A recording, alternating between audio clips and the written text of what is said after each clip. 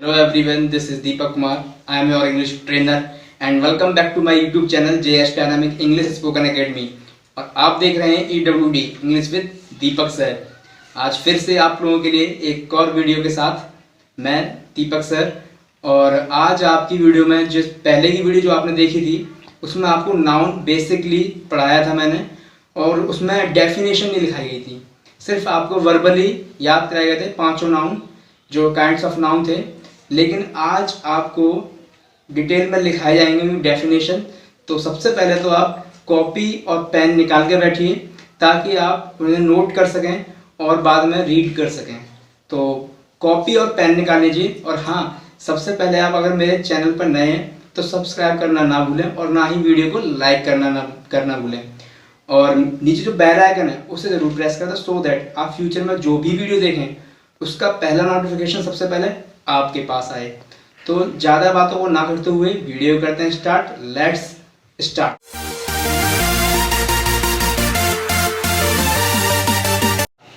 जी हाँ, तो उस दिन हमने पढ़ा था कि what is noun, noun is everything, कि संसार में सारी सब वस्तुएं नाउन होती हैं। और फिर हमने काइंड्स ऑफ नाउन के बारे में सीखा था कि काइंड्स ऑफ नाउन क्या होते, कितने प्रकार के होते हैं नाउन, और कौन सा नाउन क्या होता है। तो आइए उससे आगे की वीडियो में मैं आपको डिटेल में समझाऊंगा और आपको लिखाऊंगा भी, आप नोट करते आइए साथ साथ सो दैट आप भूलें ना और आगे भी रीड कर सकें। तो सबसे पहले नाउन, जिसे हिंदी में बोलते हैं संज्ञा।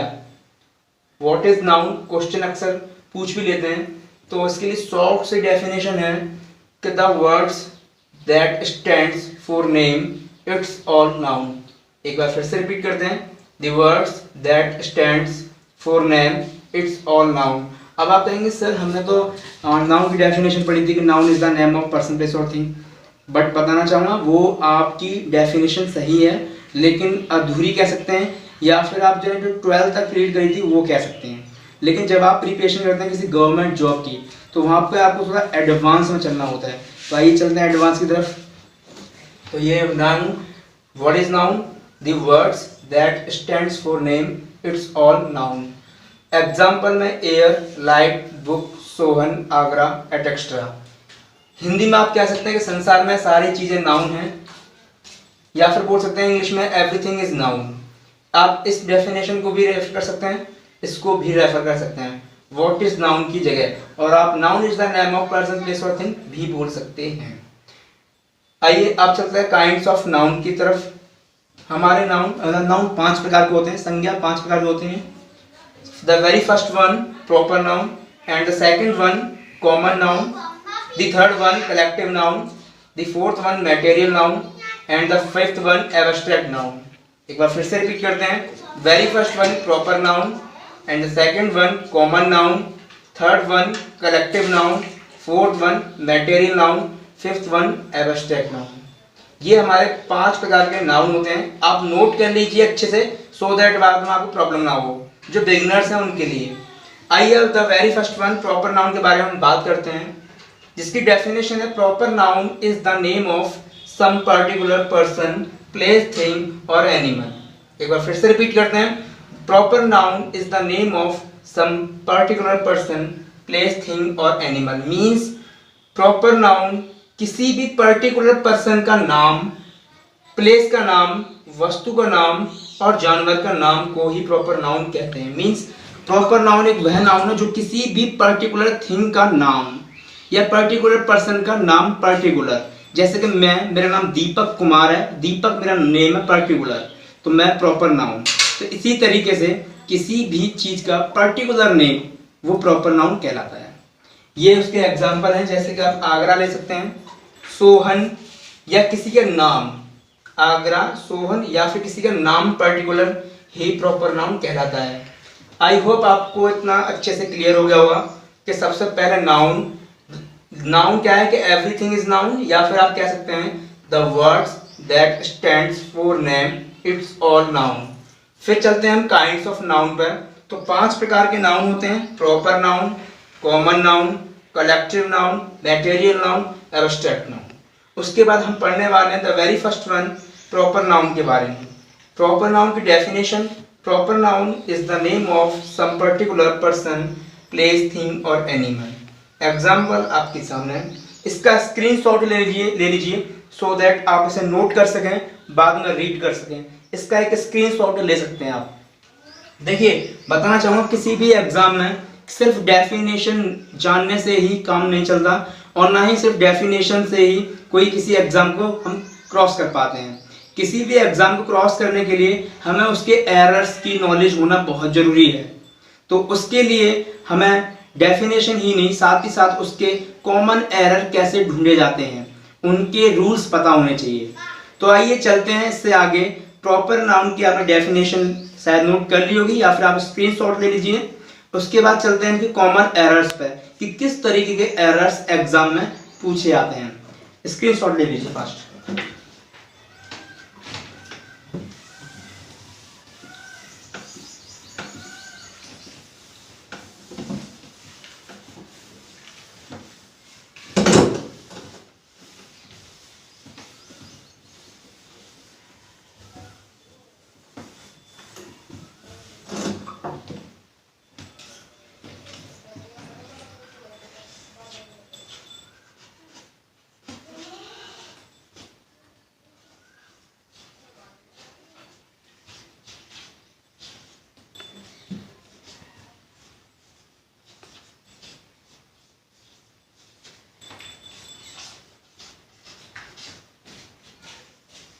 हेडिंग डाल लीजिए common errors in proper noun, यानी कि किस तरीके के एरर्स प्रॉपर नाउन में आ सकते हैं एग्जाम में।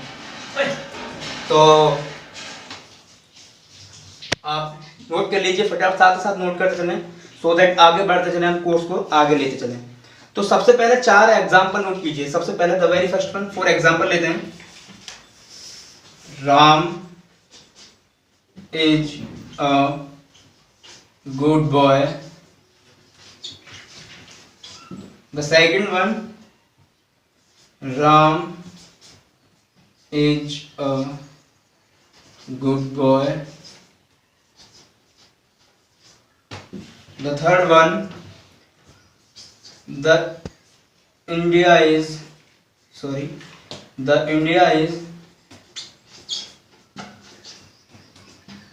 the best country.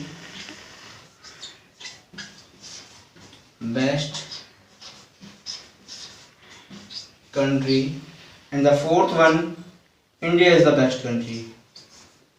India is the best country. Note कर लीजिए 4 एग्जांपल्स हैं आपके सामने। The very first one, Ram is a good boy, and the second one, Ram is a good boy, and the third one, the India is the best country, and the very last one, India is the best country. तो आप इसमें इस तरीके के errors आते हैं exam में, आपको ये सर्च करना है कि इसमें करेक्ट कौन सा है और इनकरेक्ट कौन सा है, सही कौन सा है, गलत कौन सा है।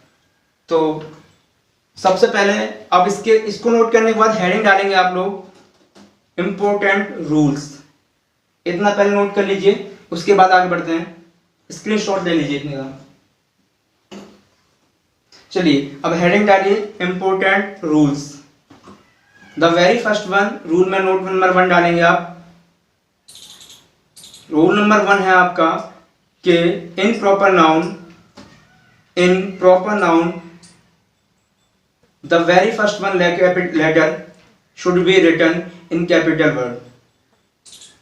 यानी कि आप उसमें नोट जो पहला डालेंगे वो डालेंगे कि किसी भी प्रॉपर नाउन में पहला जो लेटर होगा वो आपको capital banana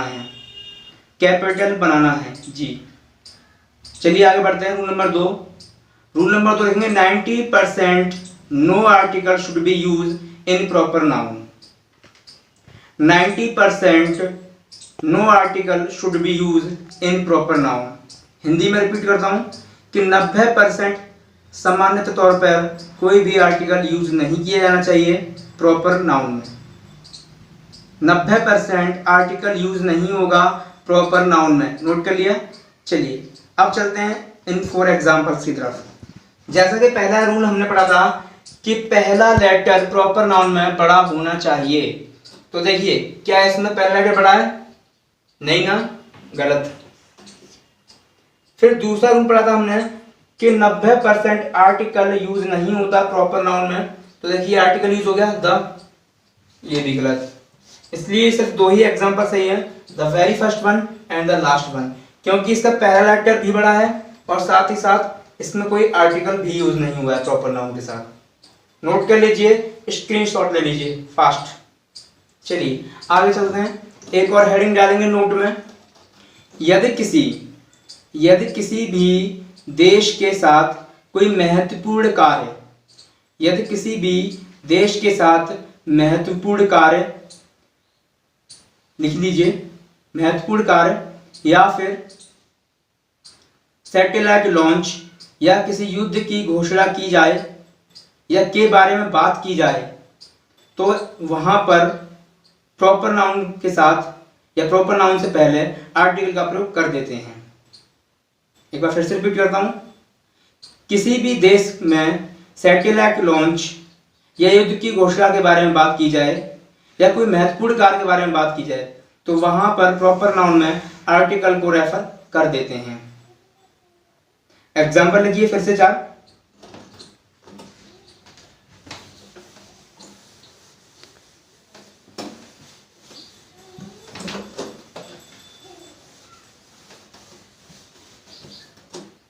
The very first one,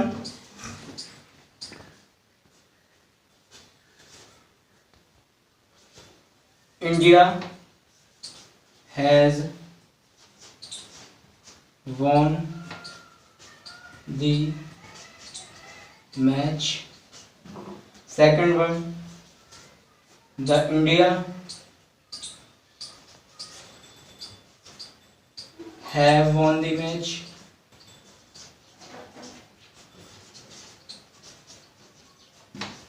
Third one, India have won the match, have won the match. And the fourth one, the India has won the match. ये आपके सामने 4 एग्जाम्पल है, स्क्रीनशॉट ले लीजिए या नोट कर लीजिए फास्ट जल्दी।